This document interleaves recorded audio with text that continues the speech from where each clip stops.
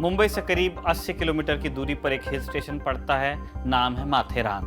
साल 1944, 18 अप्रैल की बात है। 27 साल की इंदिरा गांधी यहाँ अपने कमरे में बैठी एक किताब पढ़ रही थी जब अचानक पूरी बिल्डिंग तेजी से हिलने लगी। इंदिरा को पहले लगा कि भूकंप आया है, लेकिन फिर बाद में मालूम चला कि एक जोर का धमाका हुआ था। दूसरा विश्व युद्ध चल रहा था तब।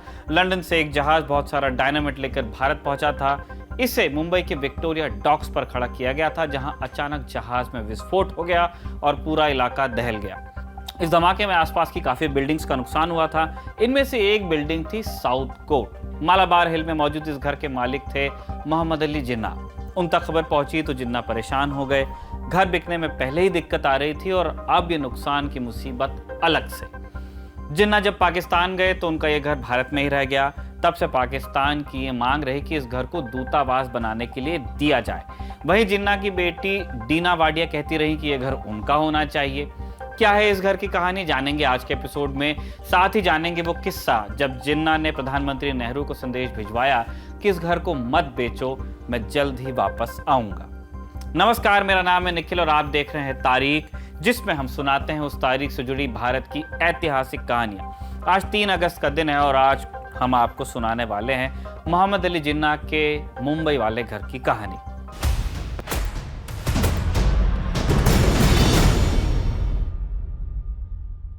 साल 1934 मोहम्मद अली जिन्ना इंग्लैंड से लौटे और मुस्लिम लीग की कमान अपने हाथ में ले ली। मुंबई के मालाबार हिल में, तब बंबई था, एक बंगला होता था। 1918 में अपनी दूसरी शादी के बाद जिन्ना लगातार यहीं रहे थे, लेकिन फिर 1929 में उनकी पत्नी की मौत हुई और जिन्ना का इस घर से जी उचटने लगा। 1934 में इंग्लैंड से लौटने के बाद वो इस बंगले को गिराकर नया घर बनाने की सोचने लगे थे। 1936 में पुराने बंगले को गिराकर एक नए घर की नींव डाली भी गई। इसके डिजाइन की जिम्मेदारी दी गई क्लॉड बैटली को। बैटली बंबई के जाने माने आर्किटेक्ट थे उन दिनों में। बॉम्बे जिमखाना का डिजाइन भी उन्हीं का बनाया हुआ था। बंगले को बनाने में 2 साल का वक्त लगा। इतालवी संगमरमर और अखरोट की लकड़ी से बने इस घर के लिए मिस्त्री खास तौर पे इटली से बुलवाए गए थे और एक एक ईंट को जिन्ना ने अपनी देख रेख में लगवाया था, ऐसा कहते हैं। विदेश से मंगाकर एक लिफ्ट भी लगवाई गई थी।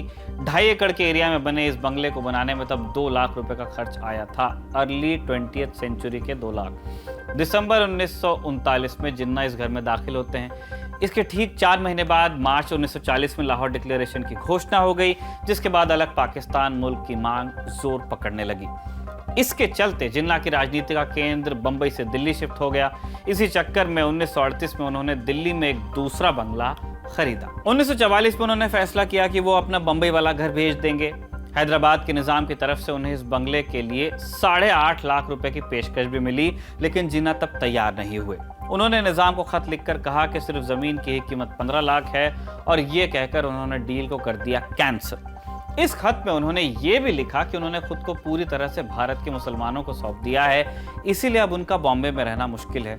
1947 में जब ये लगभग तय हो गया कि अलग पाकिस्तान बनेगा, तो जिन्ना ने दिल्ली वाले बंगले को अपने दोस्त रामकृष्ण डालमिया को 3 लाख रुपए में बेचा। आगे चलकर डालमिया ने यह बंगला डच देश को बेच दिया और उन्होंने यहाँ अपना दूतावास बनाया। दूसरी तरफ जिन्ना बंबई वाले बंगले को भी बेच देना चाहते थे, लेकिन बात बन नहीं पाई।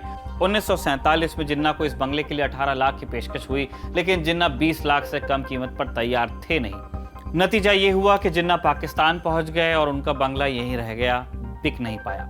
इस बंगले के अधिग्रहण को लेकर भारत सरकार पसोपेश में थी। यहाँ पर एंट्री हुई श्री प्रकाश के। अब ये कौन थे? श्री प्रकाश का जन्म आज ही के दिन यानी 3 अगस्त 1880 को हुआ था। 1947 में जब भारत पाकिस्तान का बंटवारा हुआ तो सवाल उठा कि पाकिस्तान और भारत के संबंध कैसे होंगे। बाकी देशों की तरह पाकिस्तान में भी दूतावास बनना था और एक उच्चायुक्त की नियुक्ति होनी थी। आमतौर पर इसके लिए सिविल सर्विसेज यानी कि ICS के ऑफिसर्स को चुना जाता, लेकिन प्रधानमंत्री नेहरू ने इसके लिए एक राजनेता को चुना। श्री प्रकाश भारत की तरफ से पाकिस्तान में पहले उच्चायुक्त बनाए गए। श्री प्रकाश पाकिस्तान पहुंचे तो वहां कोई ऑफिस तो था नहीं, इसीलिए एक होटल में रुके। 15 अगस्त 1947 यानी कि जिस दिन देश आजाद हुआ हमारा, श्री प्रकाश पाकिस्तान के एक होटल में तिरंगा फहराकर राष्ट्रगान गा रहे थे। बहरहाल भारत पाकिस्तान के बीच कश्मीर, रेफ्यूजी समस्या और संपत्ति के बंटवारे को लेकर तमाम पहलू थे जिन पर श्री प्रकाश को काम करना था। लेकिन एक काम और था जो पाकिस्तान के रहनुमा मोहम्मद अली जिन्ना के लिए बहुत जरूरी था और इसके लिए उन्होंने श्री प्रकाश से मुलाकात की। ये काम था जिन्ना के बंबई वाले घर का फैसला कि क्या होगा। डॉक्टर अजीत जावेद ने जिन्ना की जिंदगी पर एक किताब लिखी है, नाम है सेक्युलर एंड नेशनलिस्ट जिन्ना। इस किताब में वो इस बाबत एक किस्सा सुनाती हैं। अजीत जावेद लिखती हैं कि जिन्ना तक खबर पहुंची कि भारत सरकार बंबई वाले बंगले पर कब्जा करने जा रही है। ये सुनकर जिन्ना श्री प्रकाश के पास पहुंचे और लगभग गिड़गिड़ाते हुए बोले कि नेहरू से कहना इस तरह मेरा दिल न तोड़े, तुम जानते नहीं मैं बंबई से कितना प्यार करता हूँ, मैं अपनी जिंदगी के आखिरी दिन वहीं बिताना चाहता हूँ। श्री प्रकाश को अचंभा हुआ। उन्होंने जिन्ना से पूछा, तो क्या मैं प्राइम मिनिस्टर से कह दूं कि आप वापस आना चाहते हैं? जिन्ना ने जवाब दिया, हाँ तुम ये कह सकते हो। एक और जगह जावेद जिन्ना को कोट करते हुए लिखती हैं, पाकिस्तान बनाकर मैंने बड़ी गलती कर दी। मैं दिल्ली जाकर नेहरू से कहना चाहता हूं कि पुराने गिले शिकवे भूलकर दोबारा दोस्त बन जाएं। इसके अलावा अजीत जावेद किताब में जिन्ना के मुस्लिम लीग काउंसिल में दिए वक्तव्य का भी जिक्र करती हैं। काउंसिल में जिन्ना ने कहा, मैं अभी भी भारतीय हूं, मैंने पाकिस्तान का गवर्नर जनरल बनना चुना, लेकिन वक्त आने पर मैं भारत लौट जाऊंगा। बहरहाल जिन्ना की मंशा जो भी रही हो, सच यही है कि जिन्ना पाकिस्तान में ही रहे। वो चाहते थे कि उनका बंगला किसी यूरोपियन परिवार को किराए पर दे दिया जाए। नेहरू इसके लिए तैयार भी हो गए थे और उन्होंने जिन्ना को 3000 रुपए किराया देने की बात भी मान ली, लेकिन ये डील हो पाती इससे पहले ही सितंबर 1948 में जिन्ना की मौत हुई। अब आगे क्या हुआ ये देखते हैं। जिन्ना ने अपनी वसीयत में बंबई वाला घर अपनी बहन फातिमा के नाम कर दिया था।